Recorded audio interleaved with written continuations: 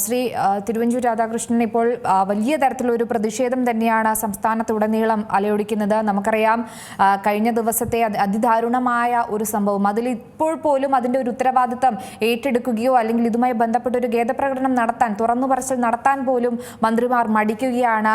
ഈ ഒരു നിസ്സഹകരണം അല്ലെങ്കിൽ ഈ ഒരു സ്ഥിതിയിലേക്ക് വലിച്ചിഴച്ചത് ഇവിടുത്തെ കേമത്തം പറയുന്ന മന്ത്രിമാർ തന്നെയാണ്. ഇതിനൊരു ശാശ്വതമായ ഒരു പരിഹാരം തന്നെയാണ് ഇപ്പോൾ തെരുവിലിറങ്ങിയുള്ള ഒരു പ്രതിഷേധത്തിലേക്ക് പോലെ കാര്യങ്ങൾ നീങ്ങുന്നത്. നമ്മുടെ കേരളത്തിന് തന്നെ ഏറെ നാണക്കേടുണ്ടാക്കുന്ന, ആരോഗ്യ വ്യവസ്ഥയിൽ തന്നെ നാണക്കേടുണ്ടാക്കുന്ന ഒന്ന് തന്നെയല്ലേ? യഥാർത്ഥത്തില് ഇവര് സ്വയം കുടിച്ച കുഴിയാണ്. ആരോഗ്യ വകുപ്പ് നേരിട്ടൊക്കെ കൊണ്ടുപോകണമെന്നുള്ളതല്ലേ നമ്മുടെ എല്ലാ ആഗ്രഹം. അതല്ലേ കേരള ജനത ആഗ്രഹിക്കുന്നത്. അതിന് പശ്ചാത്തലം അത് തന്നെയല്ലേ.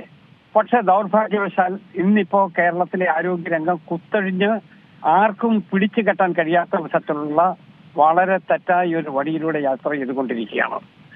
ഇവിടെ ഇപ്പോ കോട്ടയം സംഭവത്തിൽ ഒരാളിന്റെ ദാരുണമായ മരണം സ്ഥലത്ത് ചെന്നിട്ടാണ് തെരച്ചിൽ നിർത്താൻ ഇവർ പറയുന്നത്.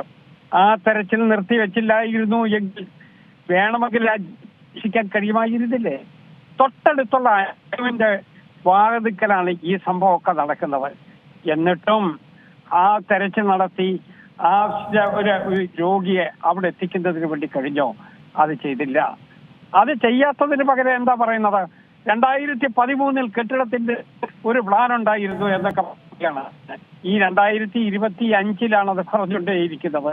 ഈ പഴങ്കഥ പറയാതെ ഏതെങ്കിലും രൂപത്തിൽ നേരെ മോഡേൺ ആയിട്ടുള്ള രൂപത്തിലുള്ള സമീപനം എടുക്കാൻ ഗവൺമെന്റിന് കഴിയേണ്ടതല്ലേ, മന്ത്രിമാർക്ക് കഴിയേണ്ടതല്ലേ?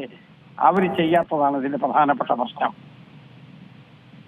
സർ, അതുമാത്രമല്ല, ഈ ഒരു സംഭവം ഇതിപ്പോൾ നടന്നില്ലായിരുന്നെങ്കിൽ കേരളത്തിലെ മറ്റ് സ്ഥലങ്ങളിലും ഇതേ സ്ഥിതി ആവർത്തിക്കുമായിരുന്നില്ലേ? കാരണം പല സ്ഥലങ്ങളിലും പല ജില്ലകളിലും ഈ മെഡിക്കൽ കോളേജ് എന്ന ബോർഡ് അത് അവരുടെ ഒരു പ്രഖ്യാപനങ്ങളിൽ ഒതുങ്ങി ബോർഡുകൾ മാത്രമാകുന്ന സ്ഥിതി നമ്മൾ കണ്ടിട്ടുണ്ട്. പലപ്പോഴും കൂട്ടിരിപ്പുകാർക്ക് പോലും അവിടെ ഇരിക്കാനുള്ളൊരു സൗകര്യമോ അല്ലെങ്കിൽ രോഗികൾക്ക് പോലും മതിയായ ചികിത്സാ സൗകര്യം ഒരുക്കുന്ന ഒരു രീതി പലപ്പോഴും പല ജില്ലകളിലും കണ്ടിട്ടില്ല. അതിലൊക്കെ ഒരു അടിമുടി മാറ്റം തന്നെയല്ലേ വേണ്ടത്? സംഭവത്തെ സംബന്ധിച്ചാണെന്നുണ്ടെങ്കിൽ സ്വന്തം മകൾക്ക് കൂട്ടിരിക്കാൻ വന്ന ഈ അമ്മയാണ്. അവരൊരു ബാത്റൂമിൽ പോയ സമയത്താണ് ഈ സംഭവം. ഞങ്ങൾ ആരെയും അവിടെ പ്രവേശിപ്പിച്ചിട്ടില്ല, എല്ലാം ഞങ്ങൾ പൂട്ടിയിട്ടിരിക്കുകയായിരുന്നു എന്നൊക്കെ അല്ലേ നാട്ടുകാരോട് പറഞ്ഞുകൊണ്ടേയിരിക്കുന്നത്. അപ്പൊ ഇതൊക്കെ ഒരു രൂപത്തിൽ നടക്കുക, വേറൊരു രൂപത്തിൽ പ്രചരിപ്പിക്കുക, ഇതൊക്കെ നമ്മുടെ നാട്ടിൽ ഗുണകരമായ കാര്യമാണോ? നമ്മളുടെ രോഗികൾക്ക് എന്ത് സംരക്ഷണമാണ് ഉള്ളത്? എക്യുപ്മെന്റ്സ് ഇല്ല എന്ന് പറഞ്ഞ ഡോക്ടർ തന്നെ ഏറ്റവും കൂടുതൽ ശബ്ദത്തിൽ സംസാരിച്ചു. ഉടനെ ആ ഡോക്ടർക്കെതിരായി. ആ ഡോക്ടറാണെങ്കിലോ കേരളത്തിലെ ഏറ്റവും കൂടുതൽ അക്സെപ്റ്റ് ചെയ്യുന്ന ഏറ്റവും നല്ല ക്യാരക്ടറുള്ള ഒരു ഡോക്ടർ. അദ്ദേഹത്തെ അല്ലേ അപമാനിക്കുന്നതിന് വേണ്ടി ആദ്യം ഇറങ്ങിയത്. പിന്നീട് അതിൽ നിന്നൊരു സ്റ്റെപ്പ് പുറകോട്ട് വെക്കേണ്ടി വന്നു. ഇവിടെ വന്നപ്പോഴും ഇതിന്റെ പണ്ടുണ്ടായിരുന്ന സംഭവത്തിന്റെ ഭാഗമാണ് എന്ന് പറഞ്ഞു.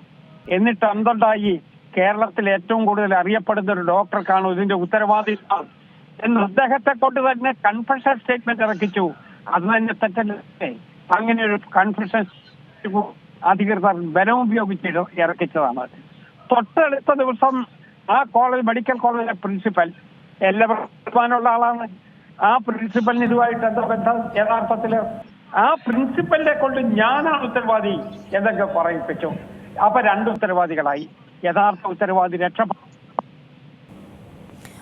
ആശുപത്രിയിലേക്ക് പോകേണ്ട ഒരു സാഹചര്യം ഉണ്ടാകുമോ ഇല്ലയോ എന്ന് തന്നെയാണ് ചോദ്യങ്ങൾ ഉയരുന്നത്. എന്തായാലും വളരെയധികം നന്ദി അവസരത്തിൽ പ്രതികരിച്ചതിൽ. ഏറ്റവും പുതിയ വാർത്തകളും വിശേഷങ്ങളും വിരൽത്തുമ്പിലറിയാൻ സീ മലയാളം ന്യൂസ് എല്ലാ ഡിജിറ്റൽ പ്ലാറ്റ്ഫോമുകളിലും ലഭ്യം.